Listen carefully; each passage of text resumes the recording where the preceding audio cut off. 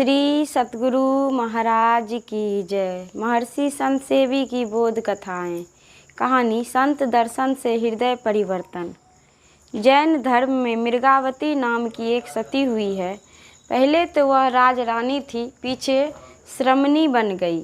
उसके पति का नाम था राजा चंड प्रत्योदन। मृगावती देखने में अति सुंदरी थी। उसके यहाँ एक कलाकार रहता था। संयोग से एक दिन मृगावती छत के ऊपर घूम रही थी। मृगावती को उस कलाकार ने देखा। उसने एक चित्र बनाया। मृगावती देखने में अतीब सुंदरी तो थी ही। उस कलाकार ने कलात्मक ढंग से बहुत सजा धजा कर उसका चित्र बनाया और उस चित्र को राजा के सामने रखा। उस चित्र को देखकर राजा बहुत प्रसन्न हुआ और कलाकार को पुरस्कृत करना ही चाहता था कि राजा की नज़र उस चित्र की जांघ पर पड़ गई, जहां एक काला तिल का सा दाग था। राजा के मन में कलाकार के प्रति संदेह उत्पन्न हो गया। उसने सोचा, कलाकार सुंदर से सुंदर चित्र बना सकता है, लेकिन जो अंग वस्त्र से आच्छादित हो उसको बिना देखे चित्र में कैसे बना सकता है। हो न हो कलाकार के साथ मृगावती का कुसंग हो। मंत्री ने उन्हें समझाया, ऐसी बात नहीं हो सकती। मृगावती सती है और कलाकार भी पवित्र है। लेकिन राजा को मंत्री की बातों पर विश्वास नहीं हुआ।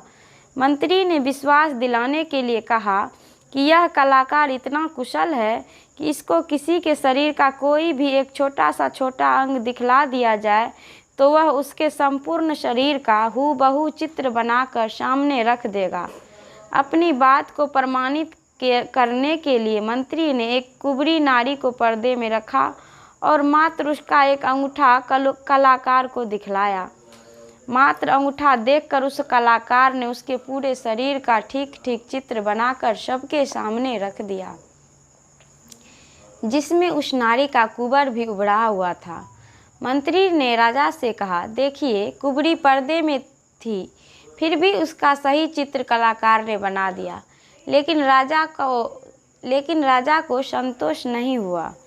उसने कलाकार को अपमानित करके निष्कासित कर दिया। इससे उसको बहुत दुख हुआ और उसने मन में बदला लेने की ठान ली।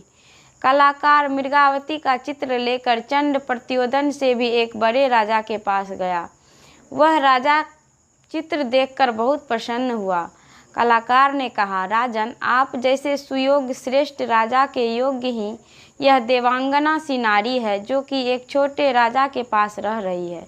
वह राजा कलाकार की बातों में आ गया और उसने राजा प्रत्योदन के पास पत्र लिखा कि तुम अपनी पत्नी को मेरे पास भेज दो। भला अपनी पत्नी को कौन किसके पास भेजता है? नहीं भेजा। उस राजा ने सेना लेकर राजा प्रत्योदन पर चढ़ाई कर दी। राजा का किला चतुरंगिनी सेना से घिर गया। जब चंड प्रत्योदन को मालूम हुआ कि दुश्मन की फौज ने किला घेर रखा है तो डर के मारे उसका हार्ट अटैक हो गया और तत्क्षण उसका प्राणांत हो गया। आक्रामक राजा को मृगावती ने समझाया, प्रेम करने का एक समय होता है। अभी मेरे ऊपर वज्र का पहाड़ गिर गया है, मुझे शांति लेने दें। अभी आप वापस जाएं, मैं पीछे बात करूंगी।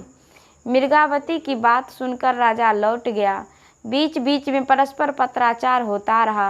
येन केन प्रकारेण मृगावती टालती रही। इस प्रकार कई वर्ष बीत गए। राजा ने देखा मृगावती टाल मटोल कर रही है। उसने फिर फौज लेकर मृगावती पर चढ़ाई कर दी। फौज से किले के घिर जाने पर मंत्री ने मृगावती से पूछा, अब क्या किया जाए? संयोग ऐसा होता है कि उसी अवसर पर भगवान महावीर आते हैं और आम्रवन में जाकर ठहरते हैं। मृगावती को जब मालूम हुआ कि भगवान आम्रवन में आए हुए हैं तो वह अपने किले का दरवाज़ा खुलवाती है और पुत्र के साथ भगवान के दर्शनार्थ वहां के लिए प्रस्थान करती है। मंत्री ने मना किया, कहा, दुश्मन ने किले को घेर लिया है, जैसे ही फाटक खुलेगा दुश्मन प्रवेश कर जाएंगे। मृगावती ने कहा, भगवान हमारी रक्षा करेंगे, मुझे जाने दो। मृगावती आम्रवन में पहुंचकर भगवान महावीर के दर्शन करती है। संयोग ऐसा होता है कि उसी समय वह राजा भी भगवान के दर्शनार्थ वहीं आता है। भगवान के दर्शन मात्र से उसका मन पवित्र हो जाता है। मृगावती को बहन कहकर संबोधित करता है और जिज्ञासा करता है, कहो बहन कुशल समाचार। मृगावती पुत्र को आगे करते हुए कहती है, सब कुशल है, यह तुम्हारा भांजा है, इसे संभालो। संत के दर्शन से राजा का हृदय परिवर्तन हो चुका था। उसने लड़के को वहाँ का राजा बना दिया और स्वसैन्य वापस लौट गया। श्री सतगुरु महाराज की जय। यह प्रवचन शांति संदेश पत्रिका में अगस्त 1995 ईस्वी को प्रकाशित हुआ था।